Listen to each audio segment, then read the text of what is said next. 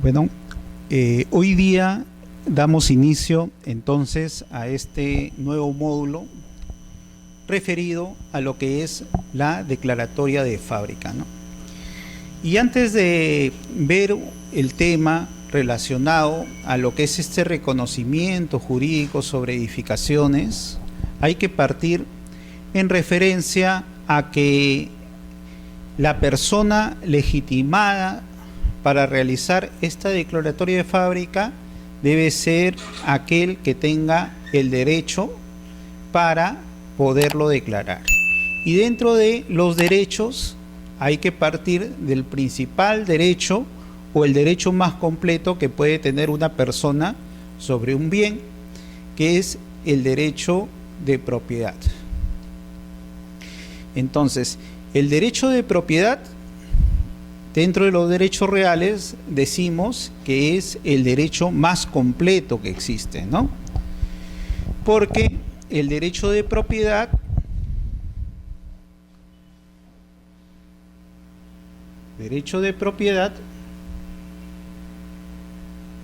permite usar, disfrutar, disponer y reivindicar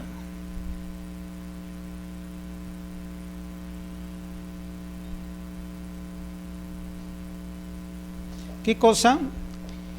Reivindicar el objeto que es materia de este derecho sustantivo. Entonces, un derecho real es el poder jurídico en referencia a un bien que posee una persona, ¿no? Yo soy propietario, por ejemplo, de esta carpeta, entonces hay una relación jurídica por la cual todos los demás, las otras personas, deben respetarme ese derecho que yo ejerzo sobre ese bien. Por eso en la concepción moderna del derecho de propiedad, más que una relación entre una persona como un bien, viene una relación obligacional de todos de tener que respetar esa facultad o ese derecho que yo ejerzo sobre este bien. Entonces, en la relación que yo tengo sobre el bien, yo puedo usar el bien, ¿no? El uso es aquel que se ejerce directamente sobre aquel bien que uno es titular. Por ejemplo, ahorita estoy en pleno uso de lo que se podría llamar los utensilios para brindar esta clase. El arrendatario, ¿no? Aquel que se encuentra viviendo en el bien, está ejerciendo el uso porque se le ha delegado ese derecho del propietario, ¿no? Entonces, el uso en sí es la materialización, se podría decir, ¿no?, de aquel derecho de poder uno utilizar ese bien. El disfrute, ¿no?, poder disfrutar del bien, es decir, en el ejercicio de la percepción de todos los frutos que uno puede obtener de ese bien. Por ejemplo, si yo soy propietario de un bien y arriendo ese bien, doy en arrendamiento el bien, entonces yo percibo esos frutos, ¿no?, ese dinero mensual en la cual la persona que está usando el bien, yo le he cedido a cambio de esa contraprestación, ¿no? La disposición en referencia a que yo, al ser propietario de un bien, yo puedo disponerlo, es decir, transferir ese bien, ¿no? Lo puedo transferir a manera onerosa, es decir, pidiendo una contraprestación por el bien, por ese derecho que yo estoy dando de propiedad hacia la otra persona, ¿no? O en todo caso, a manera gratuita, simplemente yo me obligo a entregar el bien y sin percibir una contraprestación por parte de la otra persona, ¿no? Y el derecho de reivindicación, que se dice que más que un elemento del derecho de propiedad, es un derecho que se ejerce a todos los derechos reales que pueden existir, a efectos de poder reivindicar, es decir, recobrar ese derecho por parte del titular del derecho real. Entonces, el derecho de propiedad se dice que es el derecho más completo, porque tiene todos los atributos de la propiedad, ¿no? El más completo. Por ejemplo, si solo tuviera el derecho de usar, entonces sería, por ejemplo, un arrendatario. Solo tendría el derecho de uso del bien, ¿no? Mas no, el arrendatario, disponer del bien, no podría hacerlo, la disposición del bien, ¿no? Puede disfrutar del bien, sí, también el arrendatario, el usufructuario, que puede usar y disfrutar el bien, mas no podrán disponer del bien. El que tiene el derecho de propiedad puede usar, disfrutar, disponer, incluso reivindicar. Ellos podrán reivindicar en todo caso en referencia solo a sus derechos reales que poseen. Ahora, este derecho de propiedad, que es el derecho más completo, ¿no?, tiene protección jurídica. Y tiene protección jurídica a nivel no solo de las normas sustantivas que da nuestro Código Civil, sino incluso a nivel constitucional, ¿no? A efectos de que la persona que ejerce el derecho de propiedad se vea protegido por el Estado. Y el Estado en sí hace referencia a que este derecho de propiedad es inviolable y el Estado garantiza que no se pueda violentar ese derecho de propiedad. Pero así como tenemos este derecho de propiedad como un derecho de goce, por la cual las personas podemos realizar el disfrute sobre este derecho y todos los demás obligados a respetarlo, también tenemos un deber, o sea, es un poder y un deber, y es que hay que ejercerlo en armonía con el bien común y dentro de los límites de la ley, ¿no? Si bien se dice que el derecho de propiedad es un derecho perpetuo, elástico, integral, sin embargo, siempre tiene limitaciones. Y esas limitaciones, incluso la Constitución lo determina en su artículo 70, ¿no? Primero, ejercerlo en armonía con el bien común. El bien común. Y dentro de los límites de la ley.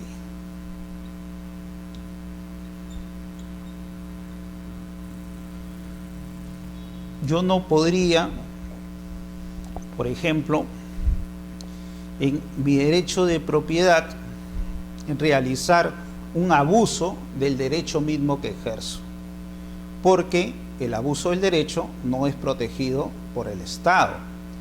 Por consiguiente, yo, si tengo un bien, tendría por lo menos direccionar ese bien a efectos de poderlo usarlo, pero en armonía con el bien común, no en forma egoísta, ¿no?, y empezar a llenarme de puros bienes y no dejar que nadie se explote y que nadie se beneficie sobre eso.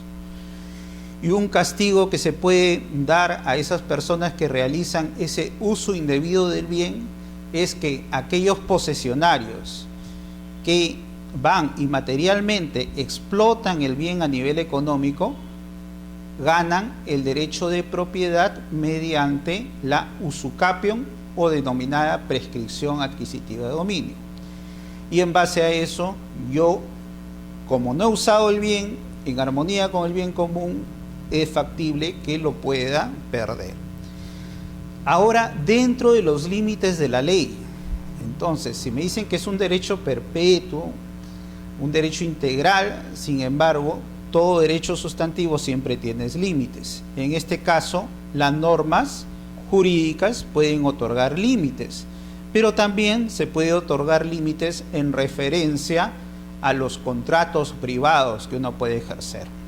O sea, los límites se van en el aspecto legal, pero también pueden ir límites en el aspecto convencional.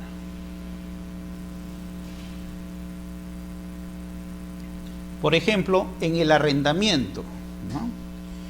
Yo soy propietario y tengo el derecho de uso del bien, Sin embargo, cuando lo doy en arrendamiento, mediante un contrato, yo cedo ese derecho temporalmente al arrendatario para que él utilice el bien en mi nombre a cambio de una contraprestación en dinero. Entonces, por ejemplo, ahí yo no podría, en un bien arrendado, ¿no?, ir y sacarlo y posesionarme nuevamente, diciendo que es mi propiedad. No, tendría que respetar en todo caso los convenios y ahí habría un límite en mi derecho de propiedad ejercido convencionalmente. Pero también la Constitución, más que todo, hace referencias de los límites legales. Y esos límites legales, ¿no?, a efectos de que este bien se maneje en armonía no solo con el bien común, sino con el interés social en que uno puede desarrollarse. La única excepción que se podría dar en referencia a esta inviolabilidad que el Estado garantiza podría darse, por ejemplo, en cuanto al marco expropiatorio, ¿no? Cuando mediante norma y en base a una indemnización por la contraprestación o por ese daño de la cual yo puedo someterme, porque es un daño tolerable que hace el Estado en beneficio del bien común, me puede expropiar mi bien y pagarme una indemnización por esa violación que está haciendo este derecho de propiedad. En ese marco la Constitución se maneja también en el artículo 60, ¿no? Ahora, en base a las referencias de la propiedad, pero vamos a partir no solo de la propiedad general, porque para nuestro caso, como hablamos de edificaciones y construcciones, vamos a tener que limitar el derecho de propiedad en referencia al predio, ¿no? Al predio, o sea, aquella casa o terreno, ¿no?, sobre la cual yo estoy ejerciendo o esa persona ejerce su derecho, ¿no? Acá tenemos un propietario, ¿no?, que tiene el poder y derecho sobre el bien. Entonces, como habíamos dicho, este propietario tiene un poder jurídico sobre el predio, que le permite usar, disfrutar, disponer, reivindicar, ¿no? Pero en referencia al artículo 70 hemos visto cómo ese ejercicio debe hacerlo en armonía con el bien común, no haciendo un ejercicio abusivo del derecho y en todo caso dentro de los límites de la ley. ¿Y cuáles son los límites de la ley que se impone, por ejemplo, al derecho de propiedad? En la propiedad predial, por ejemplo, es la zonificación, el proceso de habilitación, las subdivisiones, ¿no? Dentro de estos tenemos la propiedad queda sujeta a la zonificación, a los procesos de habilitación y a la subdivisión y a los requisitos y limitaciones establecidas en disposiciones especiales. Una limitación en cuanto a disposiciones especiales la tenemos también en el mismo Código Civil, en el caso de limitaciones en referencia a la vecindad, ¿no? Si mi vecino está construyendo y para edificar su construcción tienen que pasar materiales sobre mi terreno, entonces yo, por más que me vea perjudicado, tengo que consentir en ello. Claro que voy a cobrar después los derechos por la indemnización de los daños y perjuicios que me cause en mi propiedad. Pero sin embargo, ahí tenemos unos límites en relación de la vecindad, ¿no? Ahora, en cuanto al régimen de propiedad predial, que ya estamos hablando en el derecho de la propiedad, pero en base del predio, el régimen de la propiedad predial, partimos que está sujeto a lo que es la zonificación.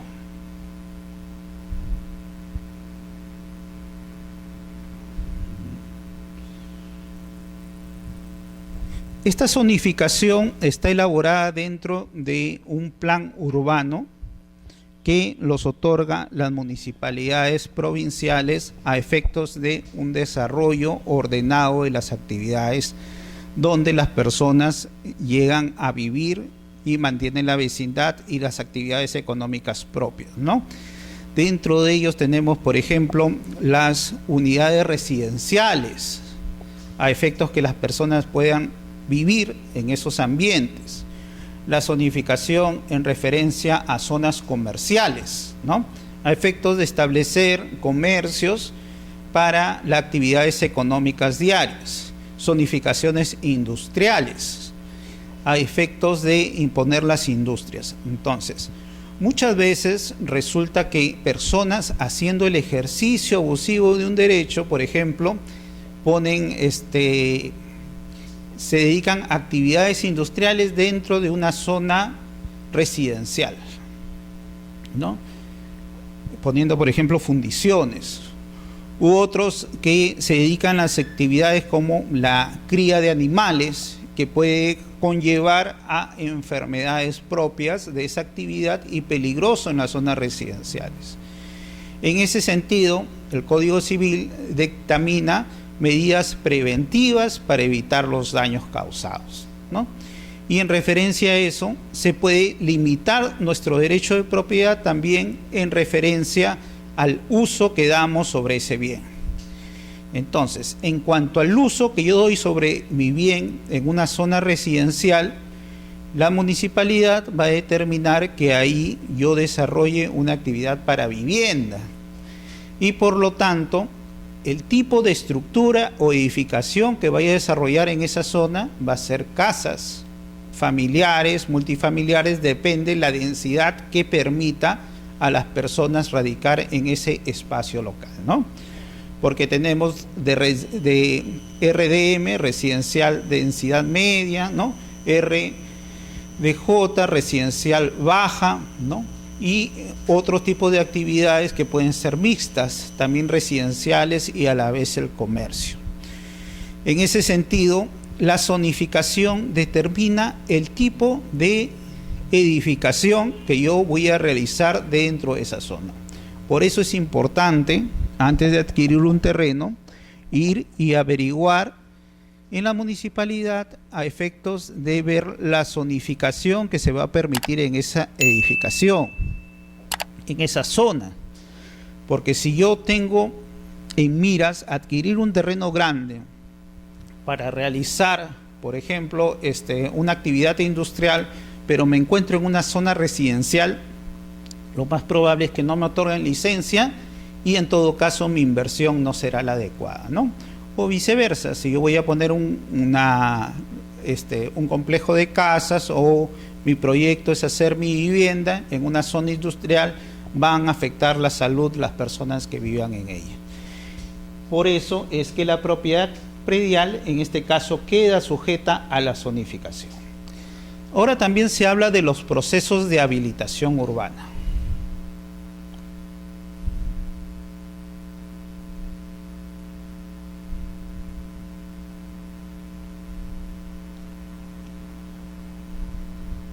¿No? La habilitación urbana es el procedimiento administrativo por el cual se convierte un terreno rústico o eriazo en urbano. Es decir, aquellos terrenos dedicados a la agricultura, que son los terrenos rústicos, ¿no? O a la ganadería, o que en todo caso no sirvan ni para la agricultura, ni para la ganadería, ni para donde no haya servicios, entonces eriazos, ¿no? Van a tener para pasar a ser urbanos, seguir todo un proceso de habilitación urbana. Y dentro de ellos se va a tener que proyectar, por ejemplo, lo que son los servicios básicos, agua, luz, teléfono. Y hay que convenir con las entidades prestadoras de servicio para poder ver la factibilidad de que en esa zona donde yo tengo mi terreno extenso, ¿no? Se vaya en un futuro, por mi proyecto inmobiliario que tengo, a poder implantar esos servicios. Con esos convenios yo me acerco a la municipalidad y en todo caso inicio lo que se llama el proceso de habilitación urbana. Culminado puestos los servicios, culminado el proceso, entonces yo pido la conformidad aparte de la municipalidad y con eso lo inscribo a registros públicos para dar publicidad de que esa zona ya está habilitada. Y en el sentido, cuando ya está habilitado, va a servir a que las personas puedan desarrollar aquellas actividades económicas para lo cual esa zona ha sido habilitada, ¿no? Por ejemplo, si es habilitada para vivienda, ahí voy a poder poner diferentes tipos de lotes con proyecciones unifamiliares o multifamiliares según me haya permitido estos servicios básicos. En cuanto yo haya habilitado para una zona comercial, voy a poner ahí centros y galerías comerciales, ¿no? En su caso, este proceso de habilitación urbana es un proceso que permite transformar aquellos terrenos rústicos y eriazos en urbanos para desarrollar actividades económicas. Es importante el control que se ejerce sobre estos tipos de predios porque la afectación es general, ¿no? Los servicios básicos, cuando no llegan a todas las personas, ocasionan daños, perjuicios que pueden ser, en su caso, mediante una reparación civil resarcidos.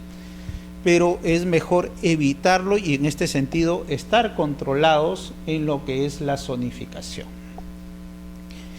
Y tenemos la subdivisión, ¿no? Subdivisión.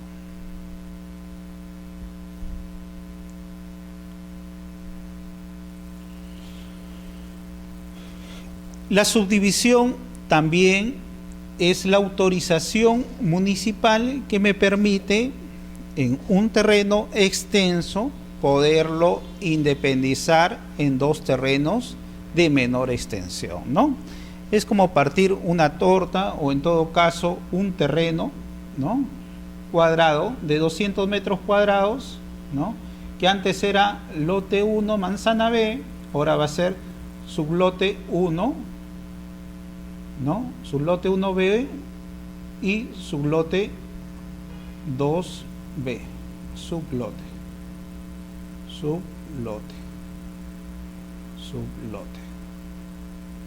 y antes era lote. Entonces esto que medía 200 metros ahora lo divido en 100 metros y 100 metros, entonces lo subdivido. Pero esta subdivisión, cuando estamos en referencia a propiedades prediales, es necesario tener autorizaciones de las entidades respectivas, ¿no? Si tenemos predios dedicados a la agricultura, a la ganadería, los gobiernos regionales en su caso son los que autorizan este tipo de parcelaciones, se llaman ahí, ¿no? Y cuando nos ubicamos en un ámbito urbano son las municipalidades las que van a otorgar la autorización para poder subdividir. Esta subdivisión en predios que se encuentran en zonas urbanas es necesaria la autorización municipal en cuanto afectan gravemente la densidad poblacional. Y la afectación de la densidad poblacional hacen que traigan perjuicios en referencia al mismo desarrollo social de las personas que viven ahí. Porque si yo tengo una casa pequeña, los hijos o los niños, no van a tener una zona de esparcimiento y van a tener que salir, en todo caso, a los parques, y la crianza ahí va a ser un poco más descontrolada, ¿no? Porque incluso pueden traer problemas de pandillaje u otras afectaciones sociales que se puede dar. En cuanto a los servicios básicos, ¿no? Muchas veces no llegan los servicios de teléfono porque está sobresaturada esa zona, ¿no? Los servicios de transporte, el congestionamiento del tránsito es demasiado y no hay un tránsito fluido de evacuación de libertad en sí, ¿no? Los servicios básicos de agua, luz, teléfono son afectados gravemente, y esto por la densidad poblacional. En ese sentido, las municipalidades administran lo que es lo referente a las subdivisiones en zonas urbanas. Y bajo ese contexto es que se puede uno determinar cuál puede ser la extensión de aquel bien que uno pretende construir o edificar. Entonces, esto es parte del derecho de la propiedad predial referido a predios, ¿no? Que está supeditado a la zonificación, habilitación urbana y subdivisión conforme se ha establecido en este tipo de actos.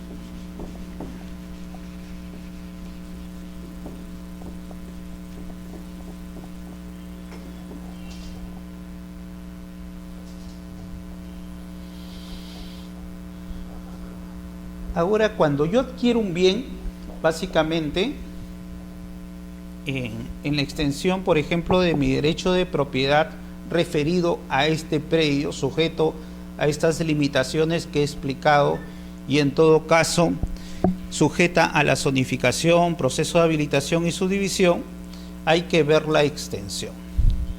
Y el artículo 954 es el que hace referencia básicamente a que la propiedad se extiende al subsuelo y al sobresuelo dentro de los planos verticales y perímetro superficial. Esto quiere decir que yo tengo mi terreno, ¿no?, de, supongamos, 50 metros cuadrados o 100 metros cuadrados, y todo lo que es para arriba será mi derecho a sobrelevarme. Igual todo lo que es para abajo, pero dentro de este perímetro, ¿no? No puedo ir más allá o extenderme más allá, porque si no estuviera invadiendo. Si es a los laterales, quizás los predios de los vecinos colindantes que también tienen su derecho de propiedad, entonces hay un límite a mi derecho, ¿no? Y si es externamente, al edificar, por ejemplo, escaleras en veredas o en calles, estaría invadiendo zona pública, lo cual no es correcto, por cuanto no estaría ejerciendo el derecho de propiedad acordemente, ¿no? Por eso es que el 954 delimita la extensión del derecho de propiedad, básicamente. Al subsuelo, al sobresuelo, sobresuelo es para arriba del terreno, subsuelo es para abajo del terreno, ¿no?, pero dentro de los planos verticales del perímetro superficial del terreno, y hasta donde sea útil al propietario, salvo las referencias de las limitaciones que tenemos en cuanto a la propiedad sobre recursos naturales, ¿no? Entonces yo no puedo extenderme en cuanto a recursos naturales, como puede ser si yo encuentro minerales, por ejemplo, al momento de escarbar en el suelo. Eso vendría a ser propiedad del Estado, ¿no? En cuanto a la propiedad del suelo y sobresuelo, el artículo 955 hace referencia a que el subsuelo o sobresuelo pueden pertenecer total o parcialmente a propietarios distintos del suelo. Y esto es lo que se llama básicamente el derecho de superficie, donde yo puedo ser titular del terreno, pero otra persona es titular de la edificación, ¿no? Superficiario, titular de la edificación, una persona, y yo conservo la propiedad solo del suelo. Incluso puede haber otro superficiario en base a las edificaciones para abajo que yo realice, ¿no?, en cuanto a los sótanos, por ejemplo. Y puede haber otro titular. Entonces, este derecho de superficie es el que hace referencia básicamente este artículo 955. Pero en base a estas limitaciones legales, también tenemos una limitación especial que el Código Civil básicamente lo único que hace es remitir a la legislación conforme la materia, ¿no? Y hablamos del régimen de propiedad horizontal como un régimen particular y no sujeto básicamente a esta extensión que habíamos hablado del derecho de propiedad, todo lo de arriba y todo lo de abajo, sino algo convencional y establecido en un negocio jurídico, en un acto jurídico, o sea, en una manifestación de voluntad, ¿no?, que está adecuada a la ley, donde se ha determinado la extensión de una edificación, por ejemplo, un edificio. Entonces yo tengo mi edificio, ¿no?, y sobre ese edificio en la propiedad predial me dicen, yo soy propietario dentro del límite superficial de mi terreno, todo para arriba y todo para abajo. Ok, está bien, hasta ahí estaríamos bien. Pero ¿qué pasa si yo quiero vender estos departamentos? ¿No? Departamento, departamento, departamento. 1, 2, 3, 4 departamentos. Y acá tengo escaleras o zonas comunes que me va a permitir el acceso a estos departamentos. Entonces, para esto se crea lo que se llama la propiedad horizontal. Propiedad horizontal. Y es el que habla el artículo 958 del Código Civil, que nos dice, la propiedad horizontal se rige por la legislación de la materia. ¿Y cuál sería la legislación de la materia? La tenemos en la ley 27157 y su reglamento. Esta es la ley 27157 y su reglamento, que es el Decreto Supremo 035-2006 Vivienda, que rigen este derecho de propiedad horizontal, derecho de propiedad especial. Entonces, los propietarios de estos departamentos se van a limitar solo hasta la extensión de la edificación y conforme el convenio referido en el reglamento interno. Reglamento interno. Y este es un derecho de propiedad especial porque ya no se aplica que yo soy propietario de todo lo que sea para arriba. Por ejemplo, por más que me encuentre en el último piso, en el reglamento interno tiene que decir si yo tengo derecho de sobrelevarme un nivel más. Si no lo dice, supuestamente esto es común. Y mi derecho de propiedad solo es sobre el cuarto piso. Igual en el tercer piso, en el segundo piso, ¿no? Entonces, por cada propietario. Y no hay esta extensión de poder sobreelevarme indefinidamente si no está en ese convenio previo del acto o negocio jurídico denominado reglamento interno. La base legal la tenemos en la ley 27157 y su reglamento 035-2006 Vivienda. En ese sentido es que estas normas empiezan a actuar en referencia a nuestro derecho de propiedad predial. ¿Ya?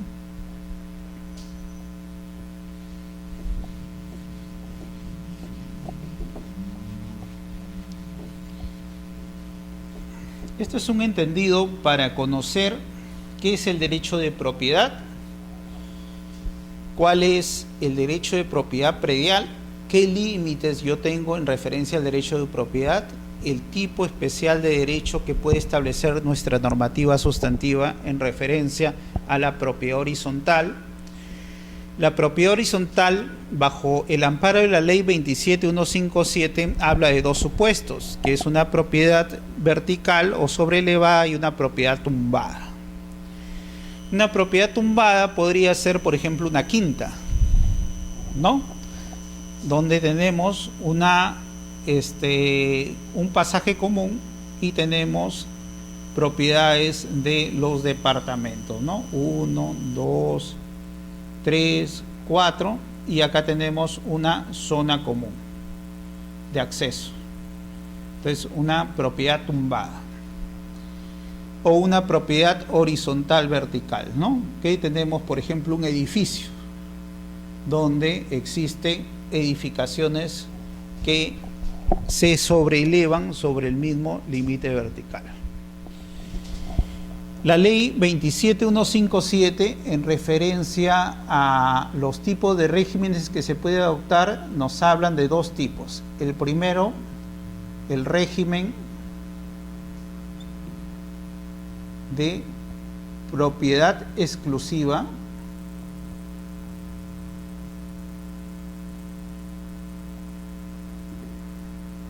y propiedad común.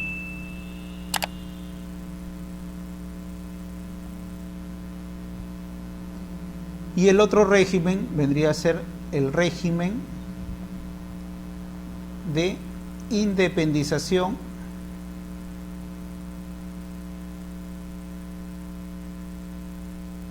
y copropiedad.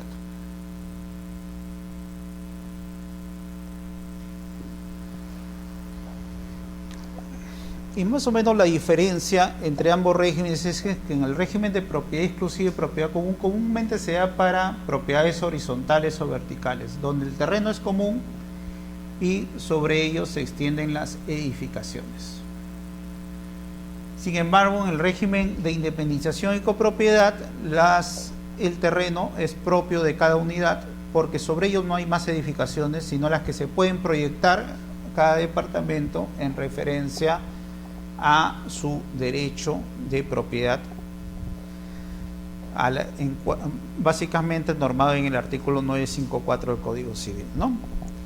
Pero esto, como le digo, es en referencia a la propiedad horizontal manejada adecuadamente a la ley 27157 que establece estos dos regímenes o regímenes especiales, ¿no?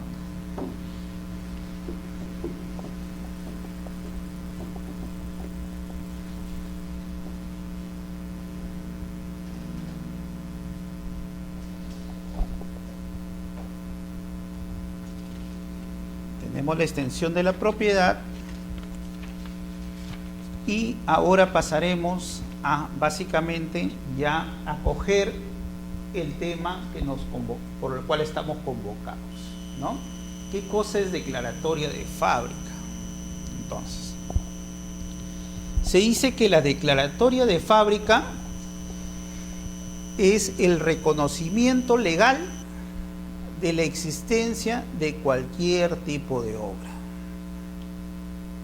¿Y por qué reconocimiento legal?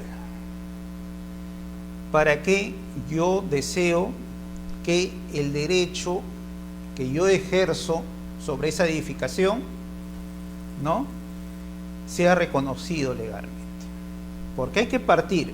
Cuando analizamos la propiedad predial, yo dije que era dueño del terreno y todo lo que va para arriba.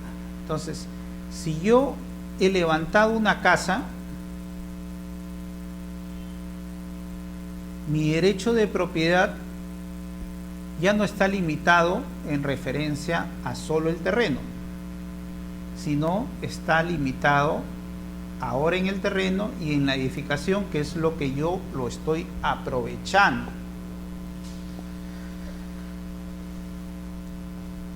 Y ahora soy propietario de un piso. Yo puedo, si tengo recursos económicos, seguir elevando mi derecho de propiedad y elevando este derecho de propiedad y elevando el derecho de propiedad, ¿no? Un piso, 2 pisos, 3 pisos, 4 pisos, siempre y cuando no me salga del límite vertical de mi terreno, porque para arriba yo puedo edificar lo que quiero. Ahora, sobre esto es que viene el límite. ¿Por qué? Porque la zonificación, y en todo caso los parámetros urbanísticos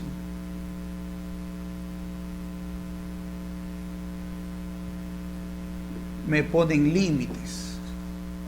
La zonificación en cuanto al tipo de edificación que yo puedo realizar, ¿no? Entonces no voy a construir una industria, una fundición dentro de una zona urbana, porque todo el humo de esos tóxicos, todo el humo tóxico de esa fundición va a irrogar en la salud de mis vecinos. Yo estaría haciendo un ejercicio abusivo de derecho y estaría dañando la salud, y después tengo que resarcir todos esos daños. Entonces, en cuanto a la zonificación, al tipo de edificación, ¿no?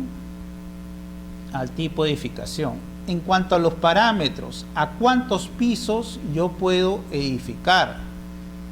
Me van a poner un límite. Tú solo puedes edificar hasta 2 pisos, nada más. Entonces, yo no podría realizar la construcción del tercer y cuarto piso, ¿no? Muchas veces hay gente que dice: vendo aires,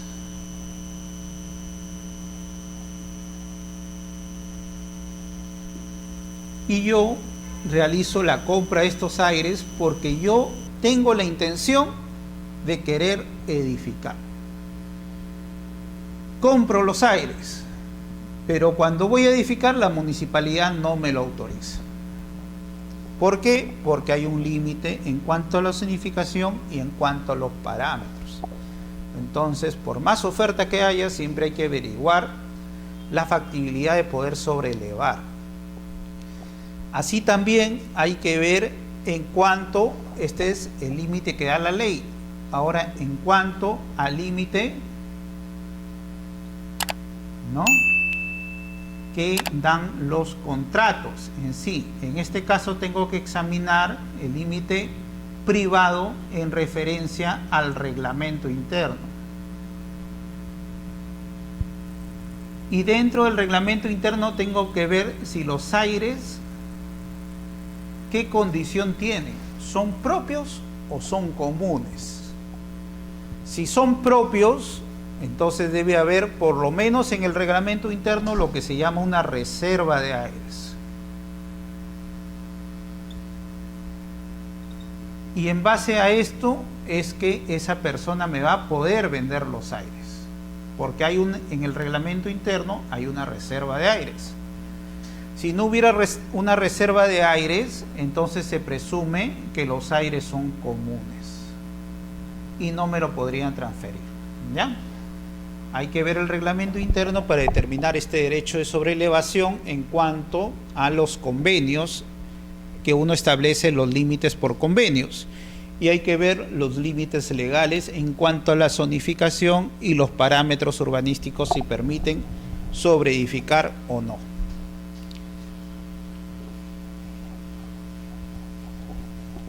Una vez que yo ya he edificado y tengo mi edificación, entonces voy a registros públicos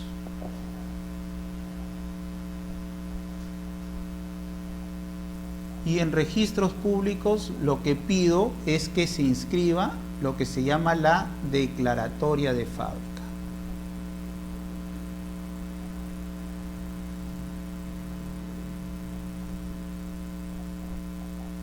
Beneficios que puede conllevar inscribir la declaratoria de fábrica. Primero, se incrementa mi patrimonio, porque mi patrimonio, al haber yo aprovechado mi derecho de sobrelevación, ya incrementé en cuanto al costo y tengo más garantía a efecto de que si quiero hipotecar o no el bien. Segundo, en cuanto a que me permite como acto previo realizar el reglamento interno y a efectos de que después puede hacer la división con mis demás copropietarios. Un caso típico es el papá que construye 3 pisos porque tiene 3 hijos y se los reparte en vida a cada hijo, pero se los reparte sin un documento de transferencia, ni tampoco hace testamento. Entonces el papá fallece y los bienes patrimoniales, o sea, todo el patrimonio del papá que tuvo en vida, pasan a los hijos por el derecho sucesorio. Los hijos serían copropietarios de los 3 pisos y ellos, para poder individualizar su derecho de propiedad conforme fue la voluntad del papá, quizás se los dijo en vida o quizás ellos lo lleguen a convenir, tienen que establecer primero lo que es la declaratoria de fábrica. Y esto va a conllevar a que puedan establecer el reglamento interno e independizar cada piso. Y así se van a poder adjudicar estos tipos de derechos. Entonces, eso es la declaratoria de fábrica, reconocimiento legal que existe una edificación. Se realiza mediante la declaración del propietario. Para eso hemos referido lo que es el derecho de propiedad y que cumplen los trámites formalizados establecidos por la ley. Actualmente tenemos la ley 27157 y su reglamento, Decreto Supremo 035/2006 Vivienda. Tenemos la ley 29090 y su reglamento Decreto Supremo 008-2013, vivienda, que son los procedimientos a seguir en referencia a lo que es la declaratoria de fábrica, y que lo vamos a ir viendo poco a poco en el desarrollo de este módulo. Entonces, no hay que confundir lo que es edificación. Edificación es la construcción de la obra, o sea, es la edificación material que tenemos, que es diferente a lo que es la declaratoria de fábrica. Declaratoria de fábrica es el reconocimiento legal de la existencia de esa obra, ¿no? Son dos cosas separadas. También es necesario precisar que en referencia a este acto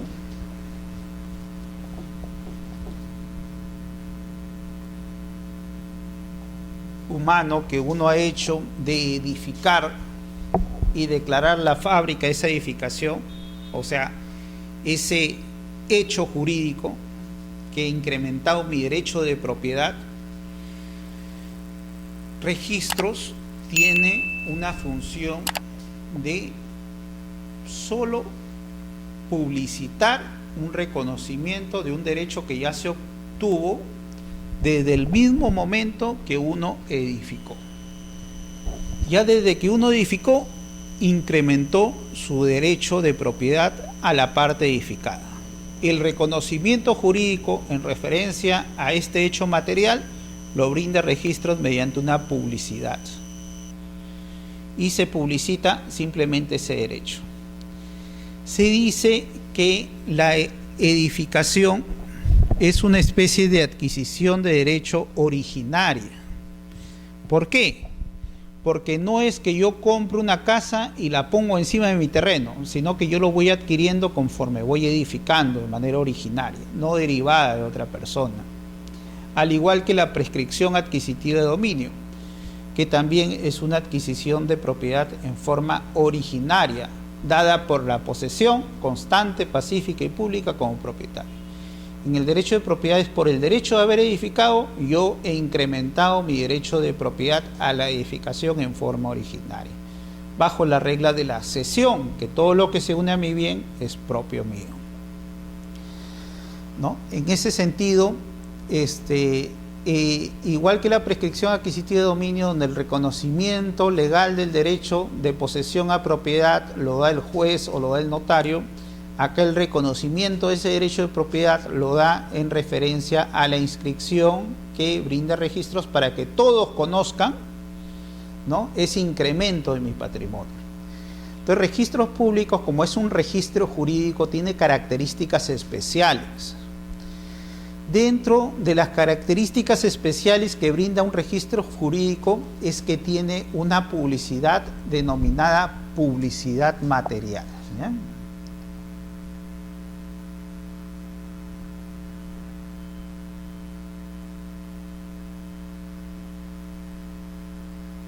¿Qué significa publicidad material?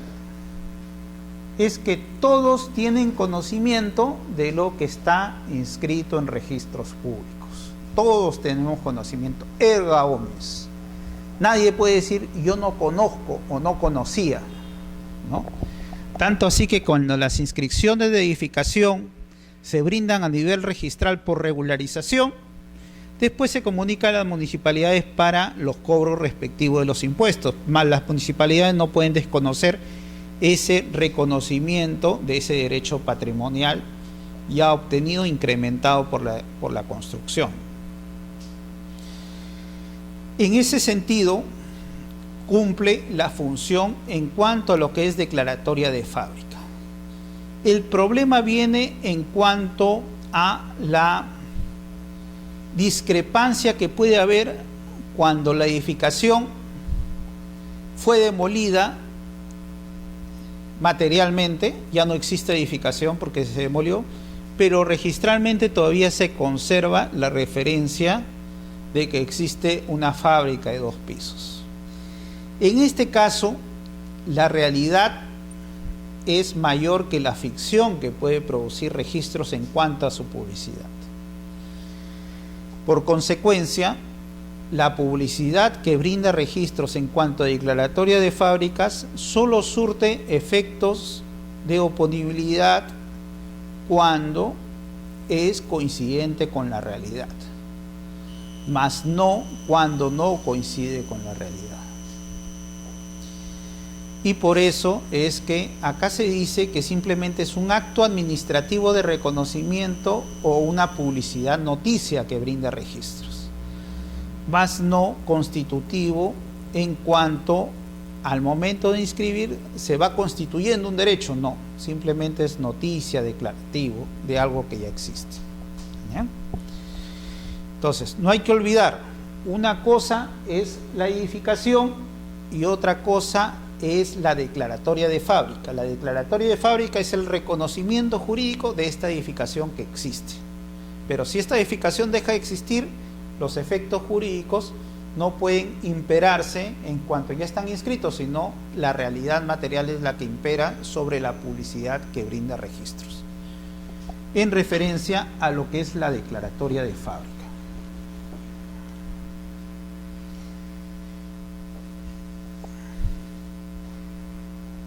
¿Qué tipo de obras de edificaciones o qué tipo de publicidad podemos brindar en referencia a este acto registrable de declaratoria de fábrica? Tenemos las edificaciones nuevas, es decir, aquellas edificaciones que se realizan, ¿no?, sobre el terreno, por etapas y por un terreno sin construir, básicamente. Entonces, a eso se llama declaratoria de fábrica nueva. Muchos casos se dan en el ámbito registral que se pretende inscribir una ampliación de fábrica, ¿no? Como si se estaría realizando un incremento a aquella fábrica ya inscrita. Entonces puede ser que en la vida real sí suceda así, porque yo tuve mi casa desde que lo compré de un piso. He ido a la municipalidad, he sacado licencia, me han permitido construir un segundo piso, me dan el reconocimiento jurídico de ese segundo piso y yo lo quiero publicitar en registros. Pero cuando voy a registros, ¿qué pasó?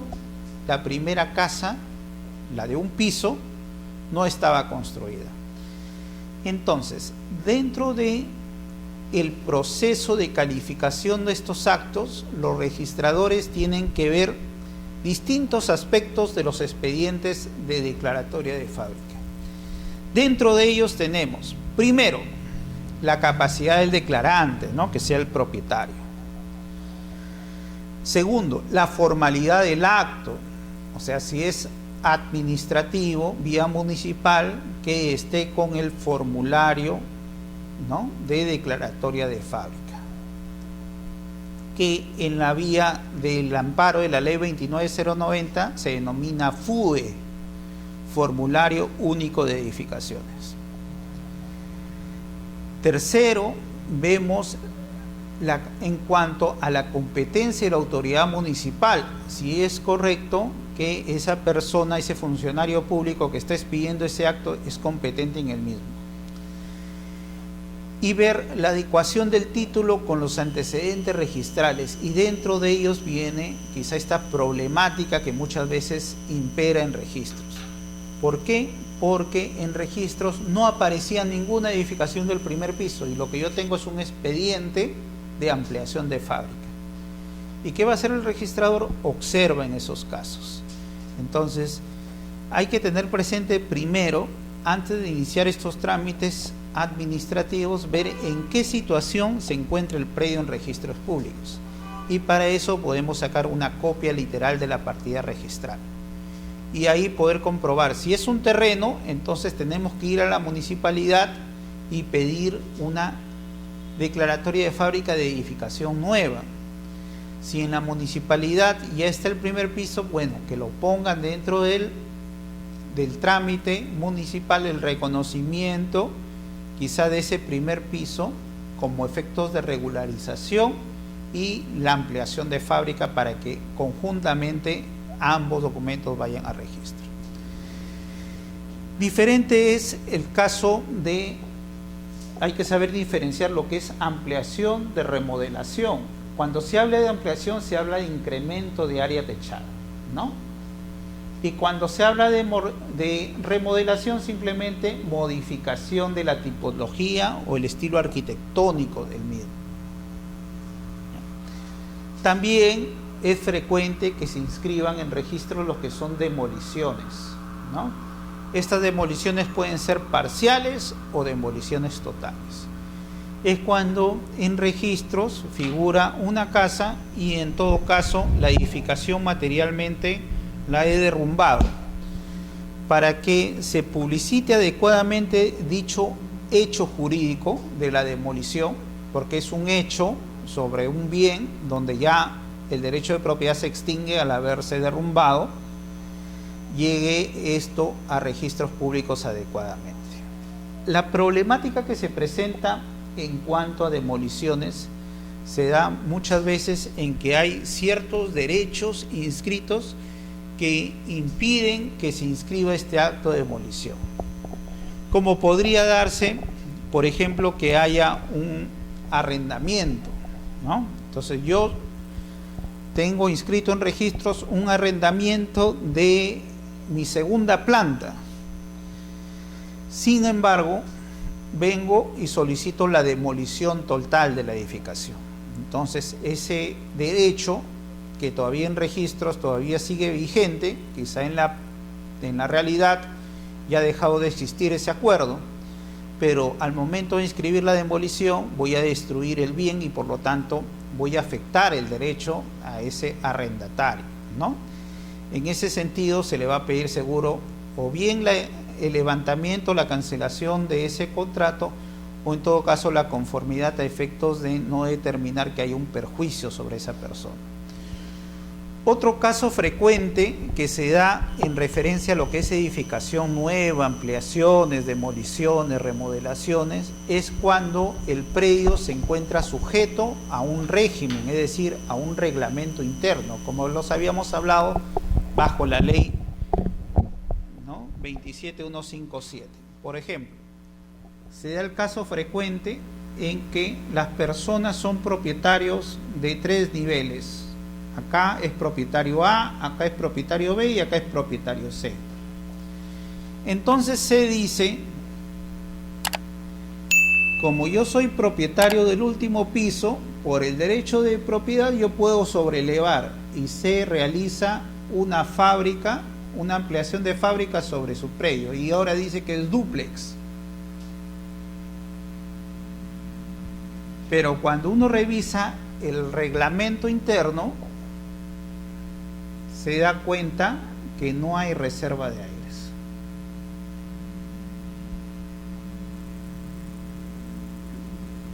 Y viene el problema en cuanto al expediente administrativo de fábrica con la partida registral, ¿no? Porque en el reglamento interno C era propietario solo del departamento del 3er piso, B solo del 2º piso y A del 1er piso. De esto todavía no hay un propietario, del 4º piso todavía no hay un propietario. Pero se dice, pero si a ellos no les estoy afectando nada. Bueno, lo que pasa es que acá estás bajo las normas del reglamento interno y como tal las limitaciones al derecho de propiedad están establecidos por convenio y en su caso necesitas primero modificar el reglamento interno. Acá se debe modificar. ¿Y cómo se modifica el reglamento interno? Se hará un acta, una asamblea, se tomarán los acuerdos de modificar ese reglamento interno si es que la Junta de Propietarios decidió que a C le pertenecía esos aires, solo que simplemente en el reglamento interno original se había obviado esa referencia, que C tenía el derecho de sobrelevarse.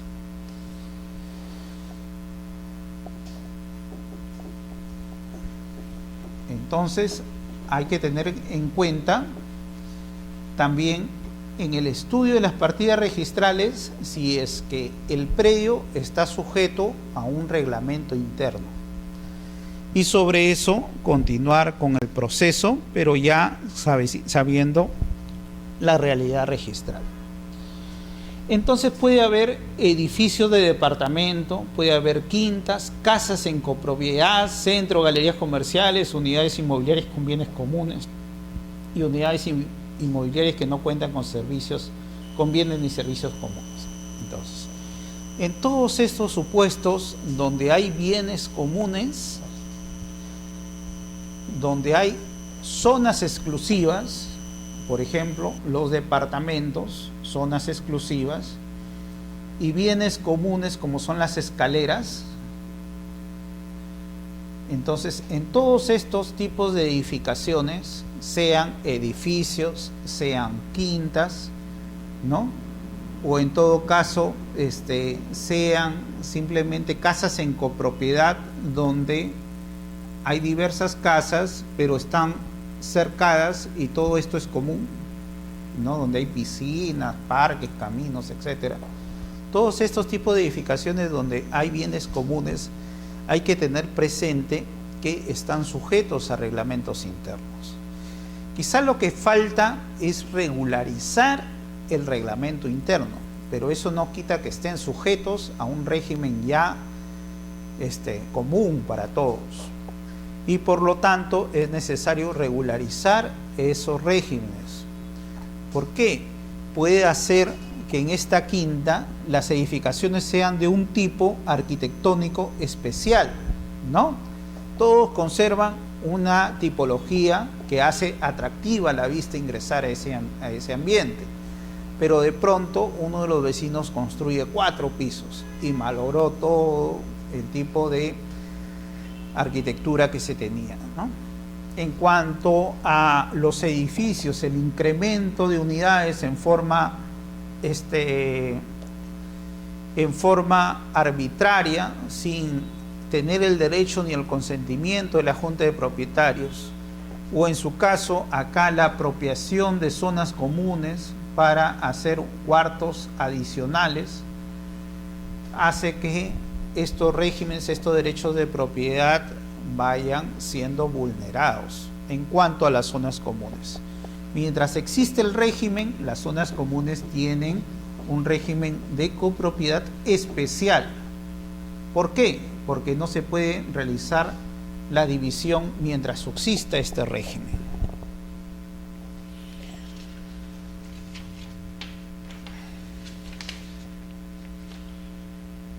Registralmente tenemos el reglamento de la ley 27157 que nos habla de definiciones sobre áreas techadas. Y cuando habla de áreas techadas nos dice que es el área encerrada por el perímetro de la proyección de los techos con cualquier tipo de cobertura sobre el plano del piso, ¿no? Entonces yo tengo mi piso que es de acá a acá. Sobre esto he realizado una edificación hasta parte de este predio, hasta acá. Entonces, supongamos, esto es de 50 metros. Yo solo he techado 30 metros y estos son 20 metros que me quedan libres, ¿no? Entonces, ¿cuál sería mi área techada? El área techada es el área proyectada, ¿no? El área encerrada por el perímetro de la proyección de los techos con cualquier tipo de cobertura sobre el plano del piso. O sea, esto de acá sobre el plano del piso. Este es mi área techada, 30 metros. El área libre en el primer piso es la diferencia entre el área del terreno, 50 metros, menos el área techada, los 30 metros. Total, el área libre sería 20 metros, ¿no? El área libre. Y el área ocupada es el área del piso correspondiente que incluye área techada y área libre. Entonces, esto vendría a ser el área ocupada, 50 metros, que es el área del terreno, ¿no? Que incluye el área techada más el área libre. Este sería mi área techada. Los 30 metros, la proyección sobre el perímetro del suelo. y este sería mi área libre, ¿no? La diferencia entre el área del terreno menos el área techada. Esto que se ve tan fácil al momento de explicar, sin embargo, es motivo de reiteradas observaciones a nivel registral, ¿no? Entonces, así es como en registros se va a hacer referencia a cuando dicen área techada, área libre y área ocupada, ¿no? Área del terreno, área del techo sobre la superficie de terreno y la diferencia, el área libre.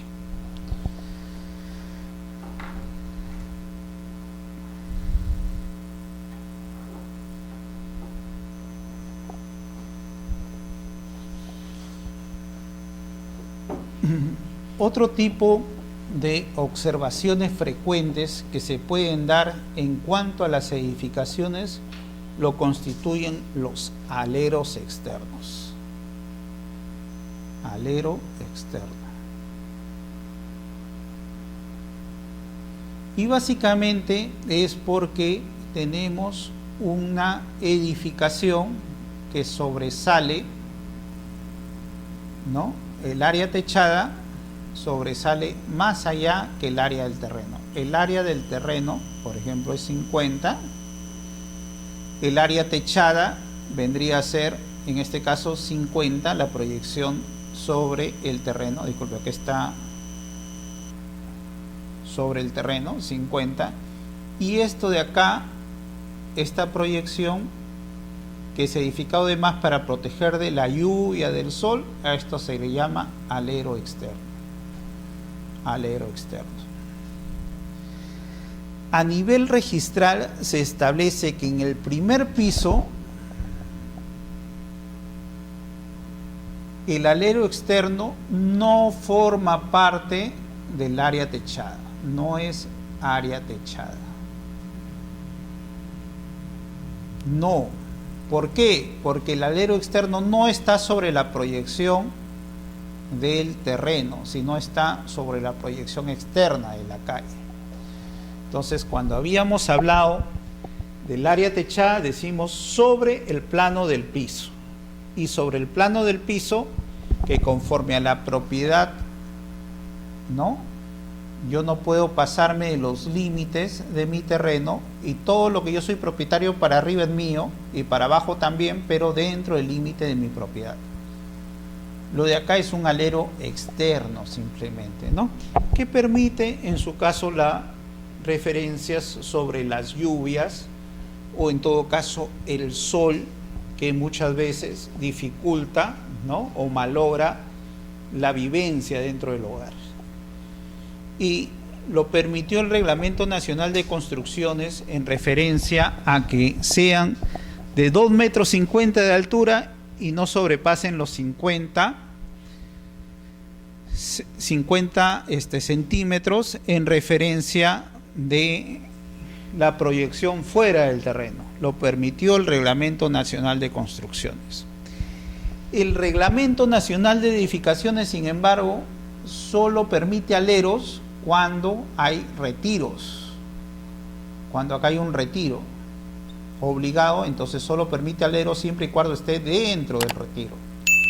El Reglamento Nacional de Edificaciones lo permite desde 2006 solo en referencia a cuando hay retiros. El Reglamento Nacional de Construcciones permitía aleros externos para proteger de las lluvias y del sol siempre y cuando no exceda de 0,50 metros lineales que sobresalgan, ¿no? En la praxis registral, cuando se presentan estos tipos de edificaciones de aleros externos, lo que se pide es que se desagregue. Entonces, cuando yo voy cuanto a mi primer piso, yo digo, área techada, supongamos, 30 metros cuadrados. ¿No? Segundo piso, área techada, 30,50 metros cuadrados. ¿Y por qué 50? ¿Qué pasó acá? Lo que pasa es que acá tengo un alero externo de 0,50. Entonces, en el segundo piso, sin embargo, el área techada sí estaría comprendida por el área techada del terreno del primer piso más el área del alero, pero eso es en referencia solo al segundo piso, más no al primer piso. En el primer piso siempre tiene que ser el área techada del predio en sí que le corresponde.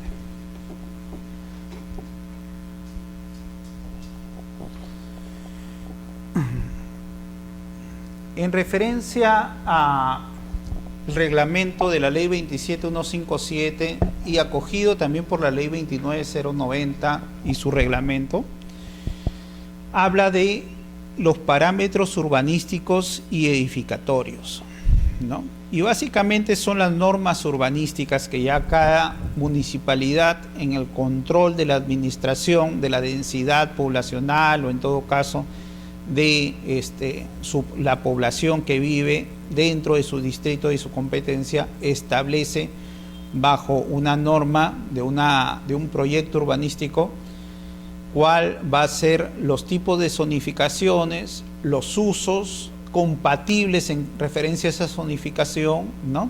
Las alturas que se va a permitir edificar, los porcentajes mínimos de área libre que tiene que tener una edificación, retiros, estacionamientos y otros aspectos más que van a permitir a nosotros conocer si la inversión que estamos realizando en la adquisición de un terreno va a responder a nuestras expectativas en cuanto a la edificación. Por su parte, cuando yo solicito una licencia en la municipalidad de un proyecto edificatorio que yo quiera darle publicidad registralmente, yo también puedo inscribir o anotar preventivamente lo que es esa proyección a esa futura edificación que yo voy a realizar. La ley 27157 también nos habla de lo que es el saneamiento de titulación, que es el reconocimiento, que lo vamos a ver más en detalle más adelante en referencia a lo que es la ley de regularización de edificaciones. En base a lo que hemos explicado, el Tribunal Registral ya ha tenido un pronunciamiento en referencia a lo que es la declaratoria de fábrica en cuanto a la realidad, a un mecanismo jurídico, ¿no?, que advierta de la existencia de una realidad. Y sobre este punto se deja sin efecto un precedente de observancia obligatoria anterior. ¿Qué son los precedentes de observancia obligatoria? Los precedentes de observancia obligatoria son aquellas interpretaciones normativas que ha llegado a concluir la reunión de todos los tribunales registrales a nivel del Perú, ¿no? Una especie de casación judicial, un símil a casación judicial, pero a nivel administrativo registral, ¿no? Se reúnen todas las salas del tribunal registral y se ponen a interpretar unas normas. En su caso, la declaración de fábrica originalmente era considerada un acto de disposición, porque estábamos hablando de una variación de nuestro derecho de propiedad. Pero mediante un acuerdo, ¿no?, de sala, se deja sin efecto este precedente y se llega a la conclusión que la declaratoria de fábrica, más que un acto de disposición, vendría a ser simplemente un acto de administración. En cuanto a la declaratoria de fábrica, por más que esté inscrita en registros, no significa que en la realidad pueda ser que esta realidad jurídica registral haya variado. ¿Y qué vale más, la realidad o la ficción jurídica de registro? Más vale la realidad. Y en ese sentido, actualmente se le considera un acto de administración. También, por consiguiente, cuando hay un derecho de copropiedad y no intervienen todos los copropietarios, el Tribunal Registral ha determinado, siendo un acto de administración, simplemente bastaría el acuerdo, no de todos necesariamente los copropietarios, ¿no?, sino en todo caso la intervención de la mayoría para poder representar a todos los copropietarios en sí en estos actos administrativos de propiedad. Los efectos jurídicos que determinan el derecho de propiedad ya están explicados en cuanto a este tipo de incremento del patrimonio por la construcción adherida materialmente al suelo, ¿no? Entonces yo tengo reglas civiles que permiten efectos jurídicos de acrecentar mi derecho por esta edificación. Y es un acto previo simultáneo para el establecimiento de reglamentos internos cuando voy a determinar zonas comunes en referencia a este predio. Y por último, un caso importante en la declaratoria de fábrica, lo da el artículo 310 del Código Civil y habla de el régimen de sociedades gananciales dentro de del matrimonio, y se dice: cuando interviene la sociedad conyugal, al momento del desembolso económico para edificar, supuestamente esos bienes adquiridos son sociales, ¿no? Porque por más que solo el esposo trabaje o solo la esposa trabaje, sin embargo el patrimonio es social, porque estamos bajo el régimen de sociedades gananciales y ambos con el esfuerzo estamos aportando en esa edificación. Por eso el artículo 310 del Código Civil en la segunda parte habla de la calidad de bien social de aquel edificio construido en suelo propio de uno de los cónyuges, ¿no? Si el esposo era propietario solo del terreno, pero cuando se casa con la esposa, ¿no?, llegan a edificar, esta edificación va a ser social de ambos. Y está normado bajo ese aspecto en el artículo 310 del Código Civil. Tienen calidad de bienes sociales los edificios construidos a costas del caudal social, ¿no?, en suelo propio de uno de los cónyuges. Así nos dice el artículo 310 del Código. Y en caso, ya en la vía judicial, si va a haber cambio de régimen, en todo caso se va a tener que abonar el valor del suelo en caso de reembolso. Bajo este aspecto normativo que nos da la ley sustantiva del Código Civil en el artículo 310, el reglamento de inscripción de registro de predios otorga una facilidad de contener un título que permita esta adjudicación de la edificación como bien social a favor de la sociedad conyugal. Y así lo determina el artículo 79 del reglamento de inscripción de registro de predios. ¿Qué nos hace referencia? Cuando en la declaratoria de fábrica, en la edificación, la declaratoria de fábrica, intervienen ambos esposos, el esposo y la esposa en la declaratoria de fábrica, intervienen ambos esposos,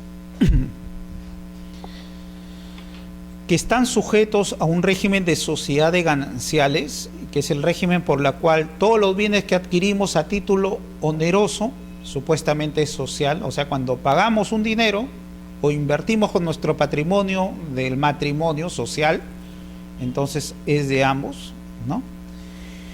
Y la fábrica haya sido edificada en terreno propio de uno de ellos, el registrador procede a extender simultáneamente el asiento de dominio a favor de la sociedad conyugal. O sea, en esta partida registral, donde el titular registral era solo el esposo, pero de un terreno, cuando se haga la declaratoria de fábrica, entonces la titularidad registral ahora va a ser de ambos esposos.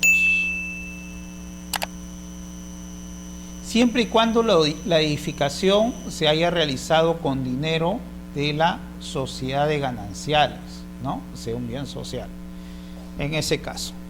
¿Y cómo se prueba ello?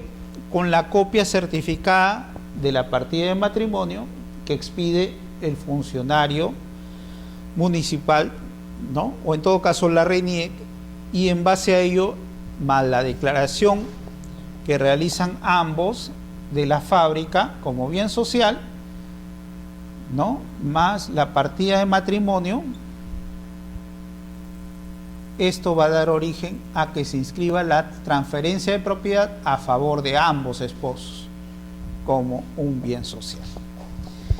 Esto es la clase introductoria en referencia a lo que es edificación, al derecho de propiedad, a los límites del derecho de propiedad, cómo estamos sujetos en referencia a la edificación dentro de nuestro ámbito predial, cómo es que se debe interpretar las normas de la declaratoria de fábrica a nivel registral y cómo el tribunal registral ya ha dado pautas necesarias sobre estos actos, ¿no? En referencia a que ahora lo considera ya no acto de disposición.